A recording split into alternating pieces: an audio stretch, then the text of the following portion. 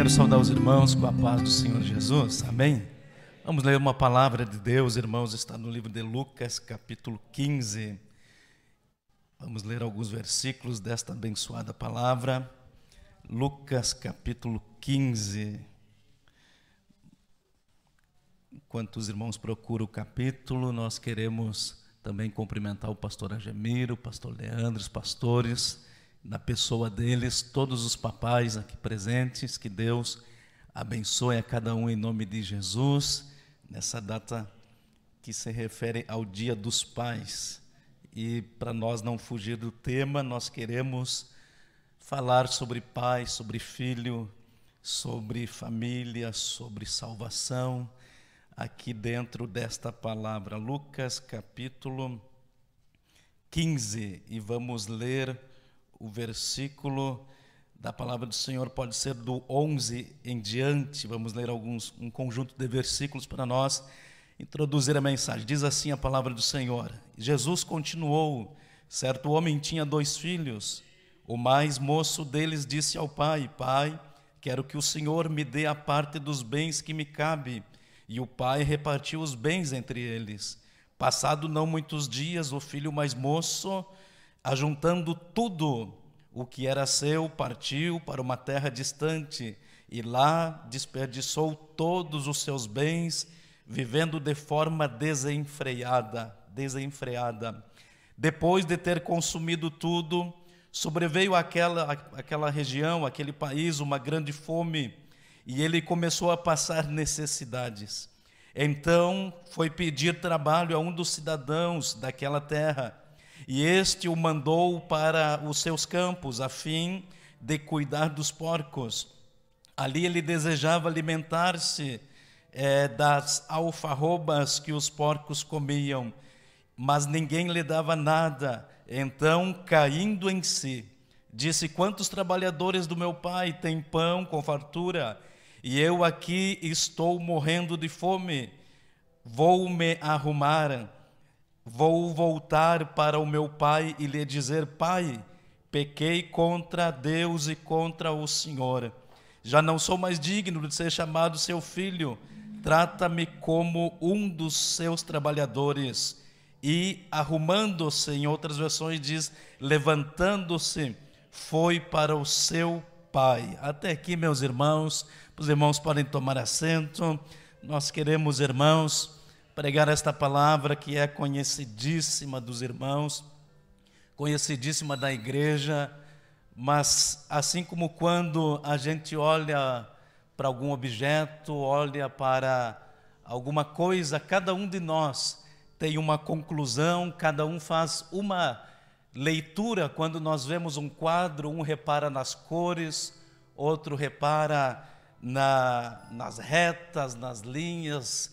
Então cada um vê de uma maneira, e aqui Deus tem nos colocado ao coração esta palavra, e dentro dessa palavra algumas coisas importantes para nossas vidas nesse dia. Eu quero, irmãos, não quero falar a respeito da parte mais teológica do texto, que começa quando Jesus tem um dos embates com seus inimigos, fariseus e religiosos da época. Estão ali questionando a Jesus por que ele se assentava com os pecadores, e Jesus não responde diretamente por que fazia isso, mas Jesus conta-lhes 3 parábolas, dentre elas a parábola das 100 ovelhas e da ovelha perdida, e das 10 dracmas que foram perdidas dentro de casa. E Jesus responde também com esta parábola do filho pródigo, respondendo para os religiosos a respeito do porquê ele se assentava junto com os pecadores, querendo dizer que os pecadores são o filho pródigo, o filho que está perdido, querendo responder para quem era mais ligado ao lado financeiro. Ele disse que ele deveria se assentar junto com os pecadores, porque uma alma é que nem um valor que a gente perde e que tem que buscar. Aquele que entendia de campo, de pecuária, aquele que entendia de animal, ele dá a resposta sobre esta ovelha perdida. E aqui ele fala também para alguém que está lhe questionando, ele responde usando a figura de um filho, de uma família, de um pai, de um filho mais velho, um filho mais moço, que estão vivendo em harmonia dentro das suas casas, mas de repente algo acontece no coração do filho mais novo, e ele pede a sua parte dos bens para o seu pai. E o seu pai ali, é interessante a ação daquele pai, que nós não vemos o pai retrucar, questionar, apenas o pai divide a parte da herança, e nós vemos que este moço, dias depois, sai de casa, vive uma vida absurda, perde tudo, passa fome. E dentro desta palavra, dentro desse texto, eu comecei a pensar no meu coração, irmãos, é que este homem, ele está vivendo, o filho está vivendo uma crise de felicidade, uma crise de satisfação, porque todos nós, se eu perguntar aqui, quem é que não quer ser feliz? Quem é que não quer ser satisfeito? Quem é que não quer viver em constante bem-estar, em conforto? E eu vejo na vida deste moço que ele tinha conforto, que ele tinha tudo na casa do pai, mas de repente existe no seu coração uma busca pela felicidade, uma busca por um bem-estar. Porém, o seu olhar, irmãos, ele não se volta para o seu pai. O olhar daquele moço em busca de uma felicidade que agora ele não estava encontrando dentro do seu coração, começa a olhar para um lugar distante, começa a olhar para a terra longínquas, longe da casa do seu pai. E ele pensa, irmãos, entra num equívoco tão grande que quem sabe hoje nós estamos aqui com jovens, adolescentes, e esse equívoco pode acontecer também no crente adulto, de nós pensarmos, irmãos, que existe felicidade fora da casa do Pai, da gente olhar lá fora e pensar que lá fora é melhor que aqui dentro. Este rapaz, ele começa, irmão, a entrar numa situação que ele pensa, irmãos, que a felicidade está naquilo que ele ainda não tem. E quantas vezes, irmãos, nós caímos nesta dificuldade, nós pensamos, o dia de amanhã vai ser melhor, amanhã eu vou ser feliz quando casar, eu vou ser feliz quando tiver uma roupa nova, eu vou ser feliz quando tiver um carro novo, eu vou ser feliz em tempo tal. Mas eu venho te dizer nesta noite, que hoje é noite de você ser feliz com aquilo que você tem, na família que você tem, no casamento que você está, com o carro, com a roupa. Hoje é noite de você ser feliz, porque nós estamos na casa de Deus, e aqui existe a presença do Pai, aqui existe a presença do Espírito Santo, que nos enche a nossa vida. E se você chegou triste aqui, você veio no lugar certo, porque a unção do Espírito Santo vai te alegrar nesse dia, em nome de Jesus. Este jovem, irmãos, vamos dizer jovem, este homem está dentro de casa, mas ele está insatisfeito. Ele está na casa do pai, mas ele está insatisfeito. E ele está agora vivendo uma primeira fase que eu captei no texto. Ele está vivendo uma fase que ele é feliz, mas ele não sabe que é feliz. Porque quando a gente é feliz e não sabe que é feliz, a gente pensa que existe um outro nível de felicidade. Aleluia! Mas que dia feliz é nesta noite, que nós todos aqui estamos alimentados, que nós aqui estamos reunidos em comunhão com os irmãos. Nós estamos felizes, irmão, porque nós temos uma presença do Espírito Santo. Nós estamos felizes porque não estamos na melhor situação, quem sabe financeira, mas até aqui o Senhor tem nos ajudado. Nós estamos na casa de Deus e existe uma batalha do inimigo para nós chegar na casa de Deus, porque ele sabe que quando nós chegamos aqui quebrado, quando nós chegamos aqui chorando, nós ouvimos os hinos e de repente as nossas lágrimas de derrota começam a se tornar em lágrimas de louvores. Então a noite de hoje é uma noite que você está feliz. Aleluia. Mas o jovem não estava. Começou a estar insatisfeito com o pai, insatisfeito com as regras, insatisfeito com o ambiente. E é um perigo, irmãos, nós estarmos na casa de Deus insatisfeito. Quando nós corremos ali no livro de Ageu, nós vemos o povo construindo o templo, voltando do exílio. A Bíblia diz que eles voltaram para Jerusalém como aqueles que sonham. Eles voltaram cantando: vamos construir o templo. Mas passa 16 anos e eles param, eles cometem, toca no coração deles uma insatisfação, porque eles estão reconstruindo o templo de madeira. E eles lembram do templo de Salomão, todo lindo, cheio de ouro daqui e dali. E eles estão insatisfeitos. E o primeiro estágio do desânimo espiritual é a insatisfação. Eu não estou de acordo com isso, eu não concordo com aquilo. E o segundo estágio é o desinteresse. A gente agora está insatisfeito e desinteressado. Eu não vou mais agora no ensaio da banda, eu não venho mais tomar santa ceia, não. Eu estou desinteressado. E o terceiro estágio, irmão, da apostasia nos dias de Ageu: insatisfação, desinteresse, e agora vem o desencorajamento. A insatisfação a gente vence, o desinteresse a gente vence. Aleluia. O período do desinteresse, a gente está em casa, a gente tem força para ir na casa de Deus, a gente ainda tem força para orar, a gente ainda tem força para ler a Bíblia, mas o estágio do desencorajamento, a gente quer se colocar na presença de Deus e não consegue. A gente quer buscar a face do Mestre e não consegue. Cuidado, irmão. O primeiro sinal de apostasia é a insatisfação. E assim estava este homem na casa do pai, insatisfeito. Estava ali insatisfeito já com tudo. Tem regra, tem que obedecer. E ele está dentro da casa do pai, é feliz e não sabe. E eu penso que de alguma maneira ele olha para uma janela, o texto não diz, mas eu penso que ele olha para uma janela e ele pensa: lá fora eu vou ser feliz. Quando eu tiver a minha própria vida eu vou ser feliz. Quando eu parar de renunciar, quando eu parar de ter que me submeter, eu vou ser feliz.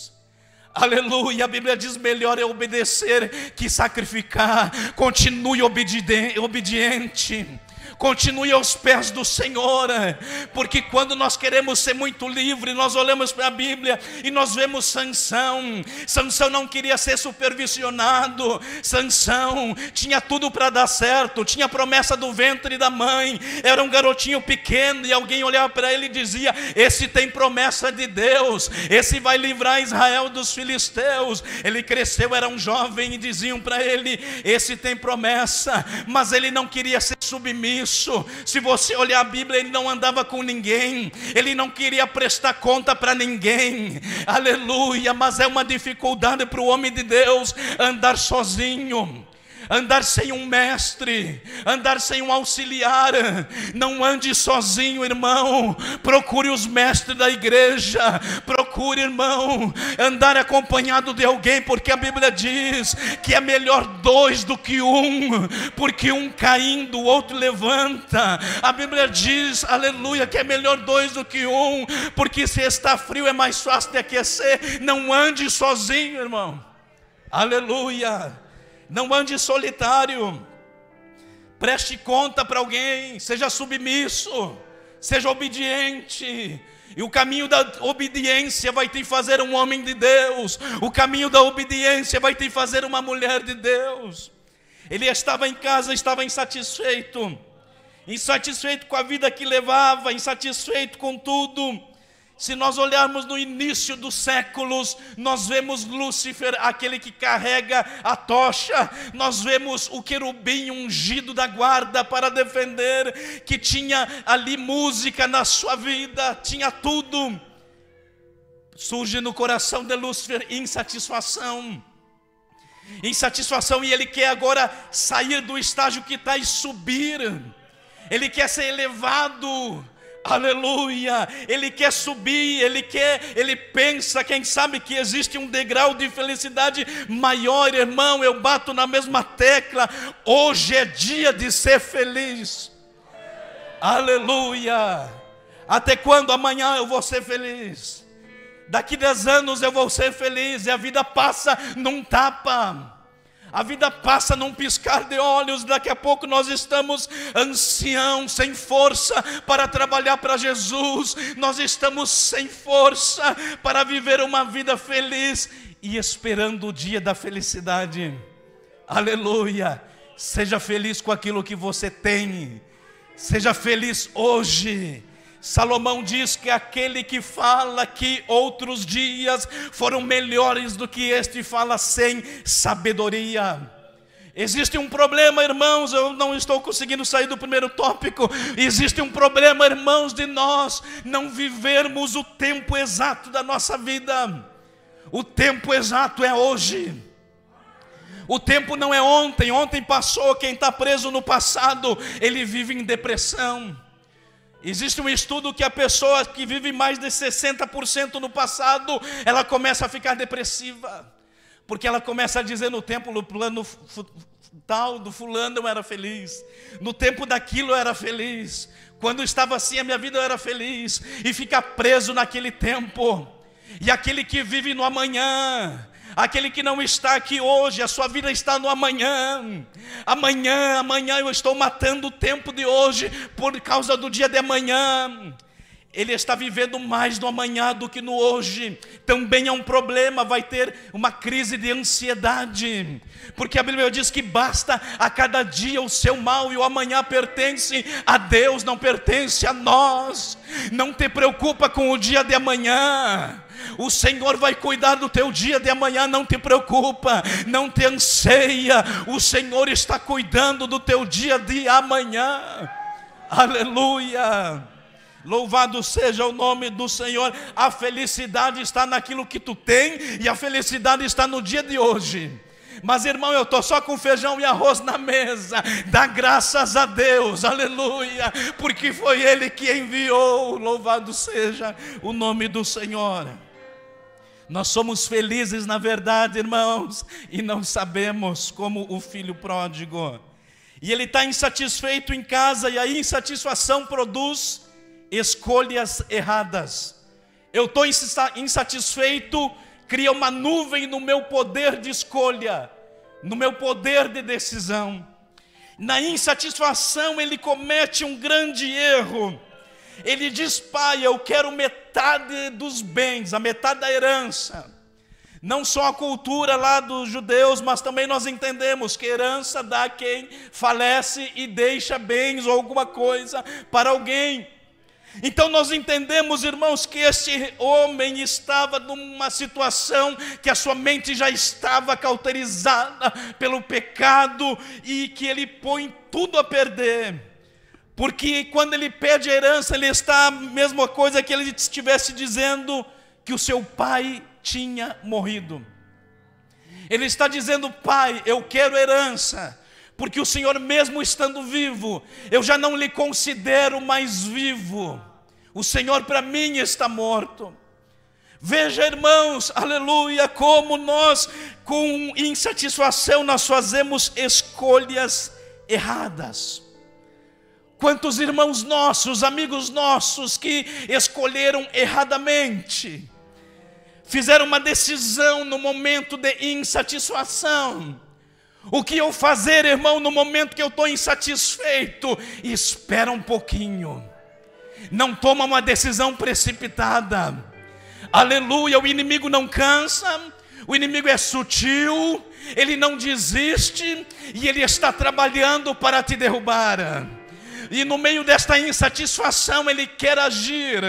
Aleluia, nesta noite o Senhor te trouxe aqui para abrir os teus olhos e dizer que isso é projeto do inimigo para te derrubar, mas o Senhor tem projeto de vida para a tua casa. Não dê ouvidos para o inimigo.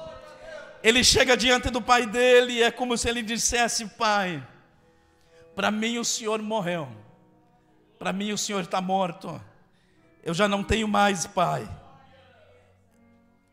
E ele faz esta escolha terrível. Ele fica alguns dias ainda na casa. A Bíblia diz no versículo 14 que dias depois, ou alguns dias, ele vai embora. E quando eu li isso aqui tocou o meu coração. Porque muitas vezes, irmãos, nós estamos na casa de Deus, na casa do Pai, mas o nosso coração está lá fora. Muitas vezes, irmãos, nós estamos por pouco tempo na casa do Pai. Aleluia! Louvado seja o nome do Senhor nesta noite. Eu estou pregando para alguém que tinha um plano de juntar suas malas e sair para longe da casa do Pai. Porém o projeto do inimigo foi frustrado nesta noite. Você não vai sair da casa do Pai, e você vai deixar esse período de insatisfação. E você vai perceber que se a bênção não veio, é porque Deus está forjando a tua bênção, e ela vai ser maior do que você espera. Porque a Bíblia diz, Efésios 3 ou 4:20, diz assim: porque Ele tem poder para fazer além da medida do que nós pensamos e imaginamos. O Senhor tem mais para ti. Depois desse deserto, virá uma mesa farta para ti nesse deserto, em nome de Jesus, aleluia. Você não vai sair. O filho pródigo pegou tudo que tinha, deixou as malas arrumadas, e o seu olhar dele estava lá na janela. Quando eu penso nessa situação, eu me lembro de Eutico, no terceiro andar de uma casa, Paulo pregando, e ele olhando para a mensagem de Paulo, e ele olhando para as terras longínquas. Ele ouvindo a palavra de Deus, mas o coração dele afastado. E ele de repente adormece, cai, e é dado como morto ali. Eles oram, ele ressuscita. Veja o perigo de nós estarmos, irmãos, dentro da casa do Senhor, aleluia, insatisfeitos. E assim estava o moço, insatisfeito. Dia depois ele sai. Essa insatisfação, irmão, gerou ele. E toda insatisfação vai nos trazer prejuízo.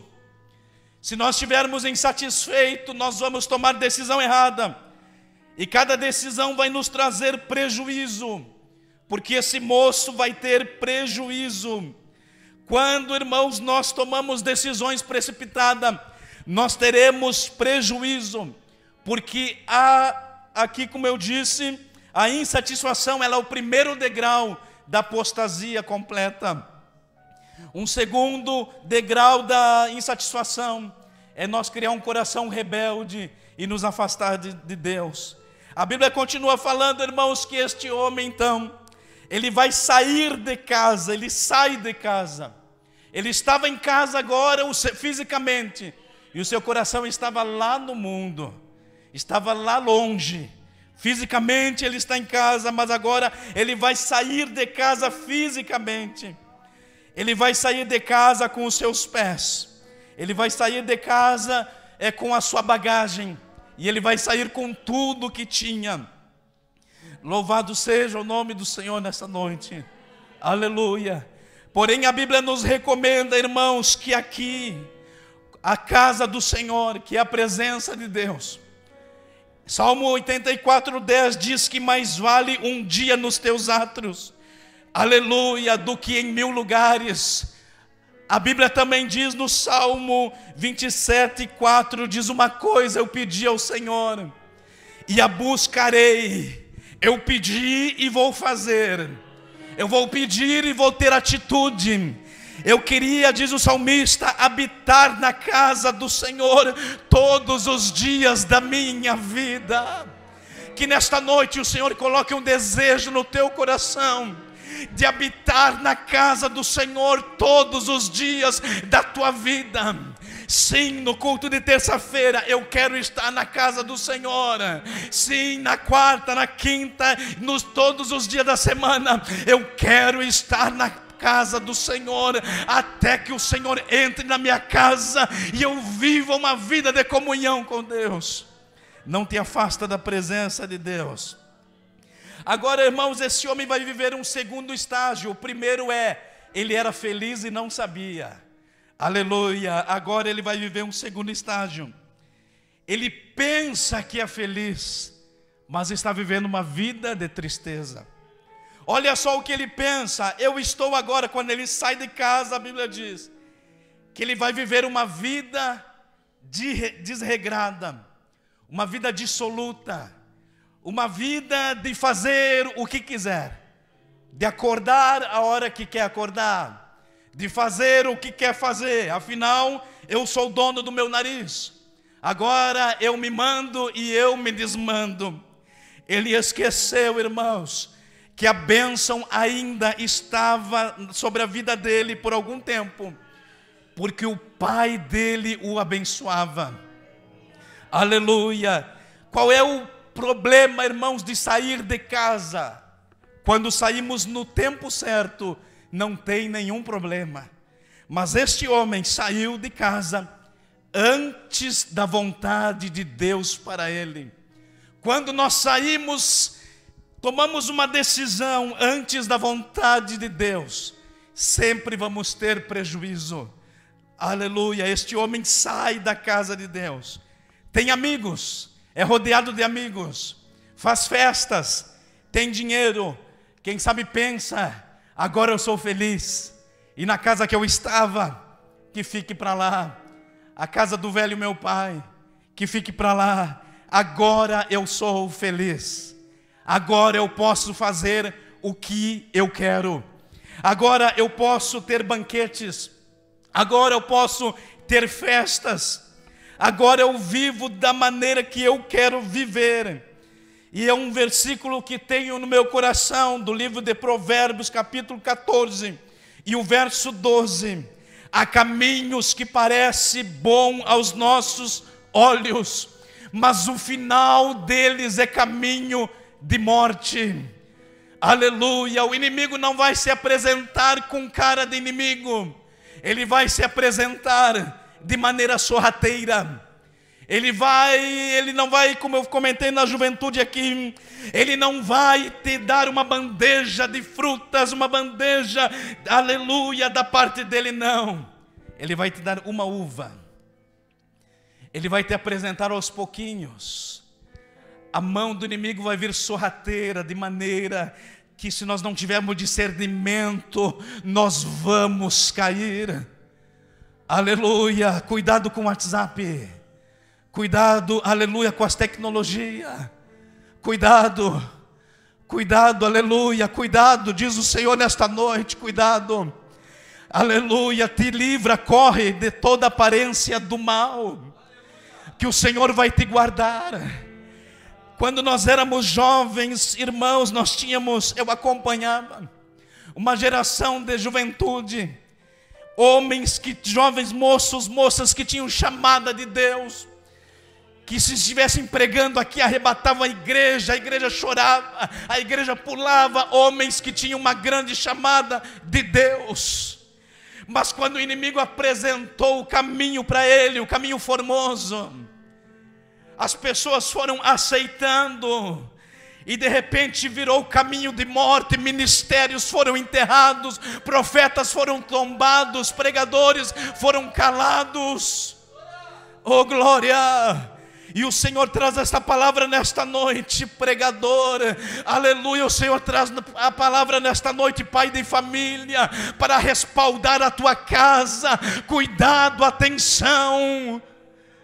O inimigo quer nos destruir, nós somos inimigo dele, nós não somos aliado.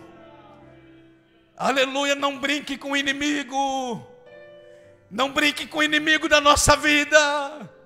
O projeto dele está em João 10:10, ele veio matar, roubar e destruir. Ele quer acabar com a tua casa, Ele quer acabar com a tua reputação, ele quer destruir o teu lar, é esse o projeto dele. Ele quer roubar a tua paz. Aleluia.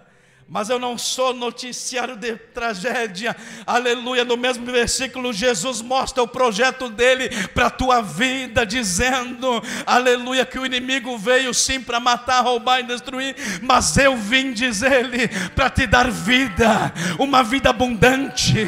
Você vai ser um jovem abundante, você vai ser um esposo abundante, na tua casa vai ter fartura, vai ter prosperidade espiritual, na tua casa vai ter poder de Deus. Eu creio nesta noite que Deus está nos fortalecendo, está nos levantando, abrindo nossos olhos espirituais para nós entender quem é que eu ponho dentro de casa, se eu estou longe ou estou próximo da minha esposa, do meu esposo, aleluia, se eu estou próximo do meu filho. Cuida da tua família, cuida do teu filho, sê com a tua família.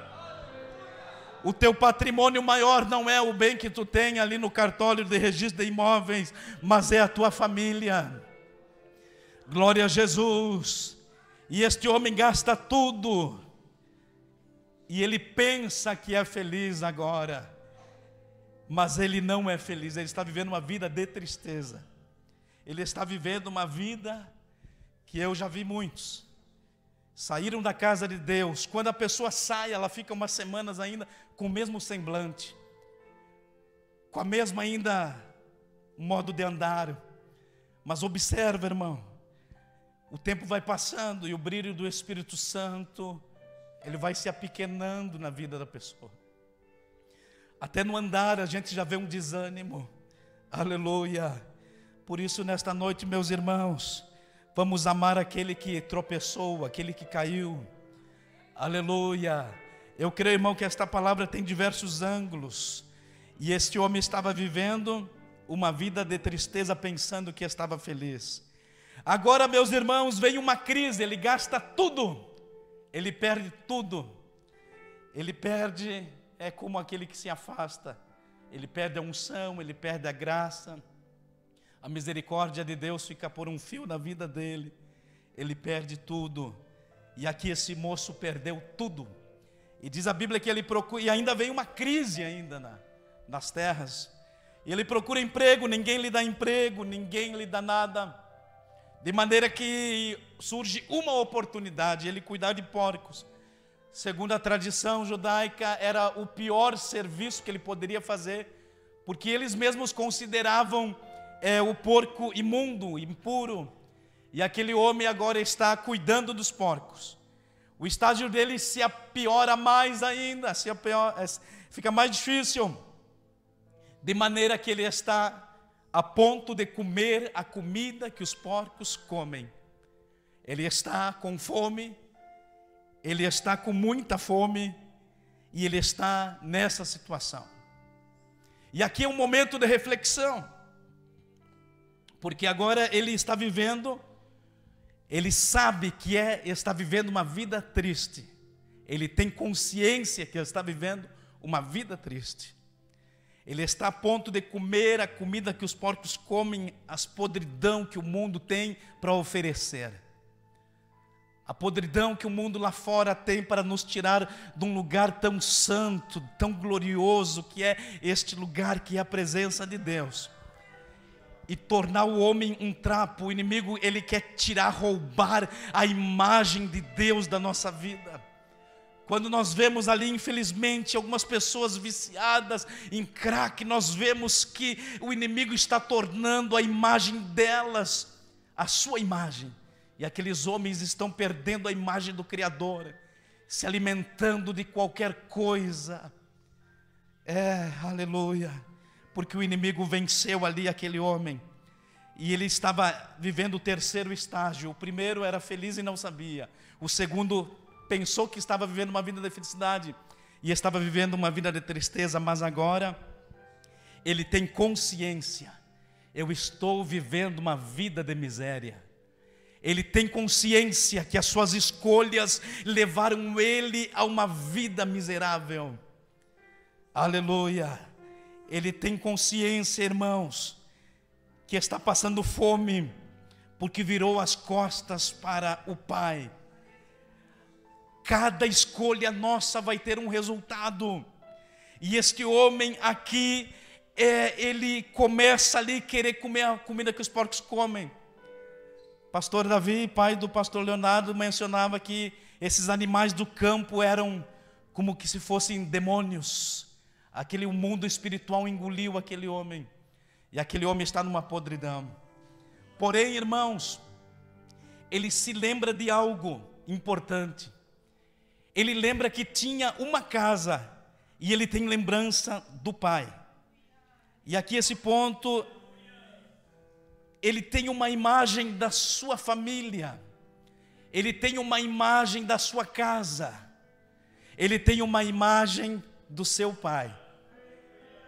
E aqui eu pergunto, que nem o pastor Leandro tem as suas mensagens interrogativas, qual é a imagem que nós estamos deixando dentro da nossa família? Os nossos filhos têm uma imagem nossa, está guardado no inconsciente deles. Qual é a imagem que nós estamos deixando para a nossa família? Este jovem aqui, ou esse moço, esse senhor, este homem, ele lembra que tem um pai. E vem uma imagem de um pai para ele. E ele lembra que tem um pai eterno, que tem um pai que cuidava, que tem um pai que tinha um abraço, que tinha uma palavra. E ele deseja voltar para a casa do pai. Quantas vezes nós vemos pessoas não querendo voltar para casa, porque a sua família vive num embate, aleluia, vive uma guerra, não tem ambiente na casa. Nós temos que fazer a nossa casa ser um ambiente de aconchego para os nossos filhos, de maneira que eles nunca tenham vontade de sair, e mesmo com um dia adulto, fazendo as suas famílias, eles sentem no seu coração saudade da casa do pai. Existe uma imagem nos nossos filhos. Qual é a imagem que nós estamos deixando para os nossos filhos? O pastor comentou que eu podia passar um pouquinho das 9, vamos encaminhar para o término. Aquele rapaz, então, aquele homem, ele tem uma imagem positiva do seu pai.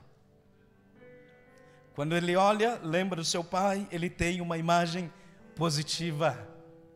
Louvado seja o nome do nosso Deus nessa noite. Aleluia, que Deus tenha bondade de nós e nós possamos ser uns pais, que nossos filhos, eles fiquem na expectativa que a gente chegue do trabalho, que a gente esteja perto deles. A gente vê o mundo lá fora dizendo, os filhos com medo de voltar para casa por causa dos pais. Por isso, irmãos, nós damos glória a Deus, porque Deus tem dado-nos uma família abençoada, ensinamentos abençoados sobre família e palavra de Deus. Então aquele homem tem uma memória, irmãos, positiva, uma imagem positiva de casa, e ele quer voltar para casa da onde ele nunca deveria ter saído. E ele cai em si agora e ele toma uma decisão que vai valer a pena. E ele volta para casa, e ele começa a voltar para casa, ele volta de uma maneira diferente. Quando ele foi, ele tinha um anel no dedo que simbolizava uma aliança com Deus, a nossa aliança com Deus, a aliança dele com o Pai. Quando ele está, ou melhor, quando ele está saindo de casa, ele sai com esta aliança. Quando ele está voltando de casa, quem sabe ele já até vendeu essa aliança para se alimentar, está sem aliança. Quando ele saiu de casa, ele saiu com uma veste bonita e levou tudo que tinha. Quem sabe levou ali uma carruagem, uma carroça, um carro da época, com todos os seus pertences. Mas quando ele volta maltrapilho, ele volta quase que irreconhecível. Quando ele sai com sandália no pé. Quem usa sandália no pé é príncipe. Quem não usa é escravo, e ele volta sem sandália no pé, volta escravizado, ele volta derrotado. E a Bíblia nos diz, irmãos, que o pai, o mesmo pai que não fez nenhuma objeção para ele sair, o pai também não mandou buscar ele, mas o pai estava esperando ele. A Bíblia diz que ele olha de longe, e eu fico pensando que ele olha e diz assim: olha, não tem a roupa do meu filho, mas caminha mais ou menos como ele, um pouco cansado, um pouco encurvado. Não tem o penteado bonito do cabelo, agora está de uma maneira terrível, e está vindo de pé descalço, não tem aliança no dedo, mas é meu filho. Você sabia que os anciãos não corriam naquela época, mas aquele homem, quando vê o seu filho, ele não vai perguntar: e o dinheiro que eu te dei, e a veste que eu te dei, o que tu fez? Não, aquele ancião, na sua debilidade, ele sai correndo e dá um abraço no seu filho, porque ele vai dizer posteriormente: esse meu filho estava morto e reviveu. É noite de reconciliação. Quem sabe você chegou aqui afastado de Jesus, o Senhor não vai te apontar. Jesus não quer saber o que você cometeu. Não, Jesus não quer saber quando você caiu, como você caiu, onde você caiu. Aleluia. Há uma palavra de reconciliação nesta noite para você. Aleluia. Aquele homem corre, abraça o seu filho, não cobra nada dele, não faz pergunta nenhuma, apenas abraça ele. Aleluia. Essa é a resposta de Jesus para os fariseus. Jesus estava dizendo, aleluia, que os pecadores, que ele veio para os pecadores. Aleluia. E o Pai, meus irmãos, ele manda preparar, ele diz: traz a melhor roupa. Traz a melhor roupa para ele. Traz o sapato, traz a aliança. E vai lá e busca o novilho, vai lá e busca o novilho para nós fazer, o novilho cevado, que era cuidado, muito bem cuidado para uma ocasião especial. E esta ocasião foi hoje, foi naquele dia. E hoje é noite, irmãos, como dizia o nosso Vanderlei Oliveira, é noite de nós matar o novilho, porque é noite de reconciliação. Porque é noite, quem sabe você estava meio parado na casa de Deus, de mala pronta para ir para o mundo, mas o Senhor está te dizendo que você não vai, Ele não vai deixar você sair. Hoje é noite de matar novilho, porque hoje é noite de salvação. Você é visitante, Deus tem um plano na tua vida, um plano de salvação. Deus quer virar a página de uma vida de sofrimento para uma vida de alegria. Tu és o filho que está voltando para casa. Aleluia, é noite de festa na igreja Assembleia de Deus de Uruguaiana, porque é noite de renovo. É noite de nós renovar a nossa aliança. Irmão, eu não estou afastado, eu não estou perdido não, mas é noite de renovar aliança com o Mestre. É noite de renovar propósito. É candalabá, cheio de candalabá. O pastor pregou uma mensagem poderosa sobre o novo, o primeiro amor. É noite, irmãos, de nós fazermos novos votos com Deus e recomeçar a caminhada, aleluia, balançar a poeira que passou e continuar marchando, marchando. Eu não sei por que você parou, mas o Senhor te diz nesta noite, é noite de você continuar marchando. Existe uma seara, são poucos ceifeiros, mas é noite que Deus levanta ceifeiro nessa noite. Aleluia. Aquele homem reconcilia o filho, aquele homem abraça o filho, aquele homem restaura a sua família. Glória a Deus. Nem vamos entrar no irmão mais velho, a obra é completa. E aquele jovem, irmãos, aquele moço, agora ele vive uma vida que ele é feliz e ele sabe que é feliz. Então ele vivia uma vida feliz e não sabia, reclamava de tudo, abandonou tudo. Agora depois ele deixa a casa do pai e vai viver uma vida dissoluta, pensa que é feliz, mas não é. Ele cai de uma maneira terrível, que agora ele descobre que está triste, vivendo uma vida miserável. Mas quando ele cai em si, dá meia volta, ele tem um arrependimento digno. Quando nós temos um arrependimento verdadeiro, nós temos um perdão verdadeiro. E agora, quando ele tem um perdão verdadeiro, ele vive uma vida completa, uma vida feliz. Ele sabe que é feliz. E eu quero perguntar, será que nós precisamos passar por todo esse sofrimento para perceber que hoje nós somos felizes na casa de Deus? Não. Seja sábio, aprende com o erro do outro. Aleluia, aprende com o sofrimento de quem sofreu e não paga o preço. Porque pagar o preço dói muito, e tem uns que não voltam. Deus teve misericórdia desse moço que ele voltou. Deus está tendo misericórdia das nossas vidas nesta noite. Eu quero que os irmãos sejam abençoados, recebam esta palavra em nome de Jesus.